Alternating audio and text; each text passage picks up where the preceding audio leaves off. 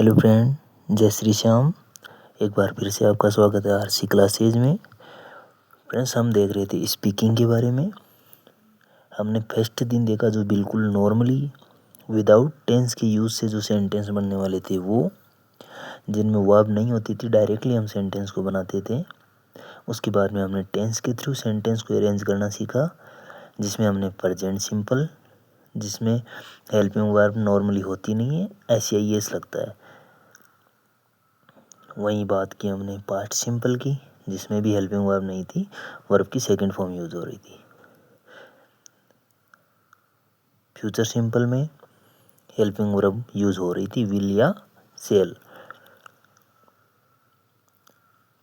वहीं आज इसके बाद में हमने देखा कंटिन्यूस। कंटिन्यूस में हमने प्रेजेंट कंटिन्यूस देखा। कंटिन्यूस का मतलब है रेगुलर, जो वर्क, जो काम हो रहा है। तो हमने देखा प्रेजेंट कंटिन्यूस, जिसमें जो फर्स्ट दिन हमने पढ़ी थी EJMR, वही हेल्पिंग वर्ब प्रेजेंट कंटिन्यूस में यूज होती है। डिफरेंट क्या था? डिफरेंट ये था कि उसमें वर्ब नहीं थी, इसमें वर्ब है। तो वर्ब के साथ यदि वर्क हो रहा है तो ING फॉर्म लगेगी। वर्ब की ING फॉर्म, जैसे काम कर रहे हैं, रीड का हो जाएगा रीडिंग, प्ले का हो जाएगा प्लेइंग। ठीक है फ्रेंड्स, इसी के बाद में हमने पढ़ा पास्ट का कंटिन्यूस। तो पास्ट कंटिन्यूस हमने देखा was verb helping verb use होती है, उसके साथ भी ING फॉर्म। वहीं अभी आज हम देखेंगे फ्यूचर कंटिन्यूस। तो फ्रेंड्स, जो हम देख रहे थे विल या सेल हेल्पिंग वर्ब जो फ्यूचर में यूज होती है सामान्यतः, अभी जो मॉडर्न इंग्लिश आ रही है उसमें सेल का यूज बहुत कम हो रहा है। जो फ्यूचर टेंस है उसमें सेल का यूज बहुत कम हो रहा है। फर्स्ट दिन हमने देखा कि सेल का यूज कब होता है, जब कोई चीज़ हमें कन्फर्म हो कि हाँ ये मैं कर ही लूँगा। तो ऐसी चीज़ें तो नॉर्मल सेंटेंस में बहुत ही कम अपने को कोई चीज़ का कन्फर्म रहेगा, तो हम उसमें सेल का यूज़ नहीं करते। ज़्यादातर अभी नॉर्मली सेंटेंस है उसमें हम विल का ही प्रयोग करते हैं। सेल केवल कुछ एक स्थिति में जहाँ हमें कन्फर्म पता ही है वहाँ हम सेल का यूज़ कर सकते हैं। बाकी कोई चीज़ आगे की हम कैसे कन्फर्म बता सकते कि कल मैं स्कूल जाऊँगा, क्या पता कल कुछ भी हो जाए, या कल मैं वो काम कर रहा होऊंगा, तो कोई कंफर्म नहीं है कि वो काम करूँगा ही, कुछ भी हो सकता है। तो उसमें हम सेल का यूज़ नहीं कर सकते। करने को कर सकते हैं, कोई वो गलत नहीं होगा, बट नॉर्मली अभी विल का ही यूज़ हो रहा है। तो आज हम देखेंगे फ्यूचर कंटिन्यूस। तो अरेंज का सिस्टम सेम है। कोई भी सेंटेंस अरेंज करना है तो सब्जेक्ट, वर्ब और ऑब्जेक्ट इसी सिस्टम से सेट होगा, इसी तरह से अरेंज होगा। तो अभी हम देखते हैं फ्यूचर कंटिन्यूस। तो फ्यूचर कंटिन्यूस में सेट करने का तरीका, अब अरेंज करने का तरीका देख लो। सबसे पहले सब्जेक्ट प्लस विल या सेल, बट हम सेल का यूज़ नहीं कर रहे अभी मॉडर्न इंग्लिश के हिसाब से, तो only will. Subject plus will.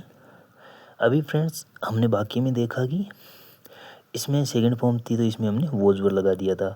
इसमें डूडज था तो डूडज भी आता है नेगेटिव और इंट्रोगेटिव सेंटेंसेज में, बट इसमें वर्ब के साथ SIS लग रहा था, तो इसमें हमने इजमार आगे की फॉर्म आ गई थी।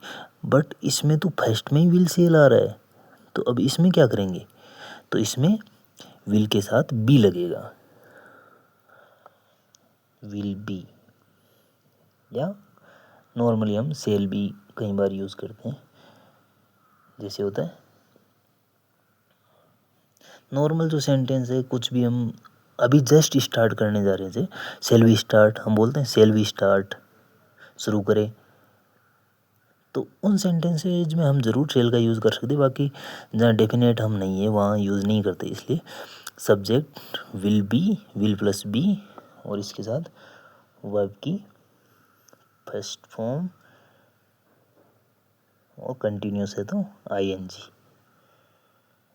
प्लस ऑब्जेक्ट और प्लस अदर वर्ड वगैरह जो भी है वो लास्ट में आते रहेंगे।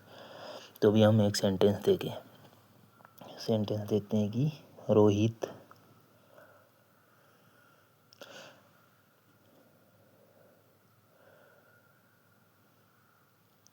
कल सेंचुरी शतक मार रहा होगा।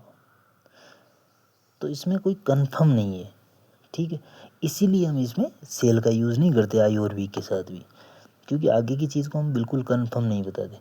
तो इसको फ्रेंड्स कैसे बनाएंगे, सबसे पहले सब्जेक्ट, फिर विल बी, फिर वर्ब की आईएनजी फॉर्म, फिर ऑब्जेक्ट और फिर अदर वर्ड्स। तो इसको हम देखते हैं फ्रेंड्स।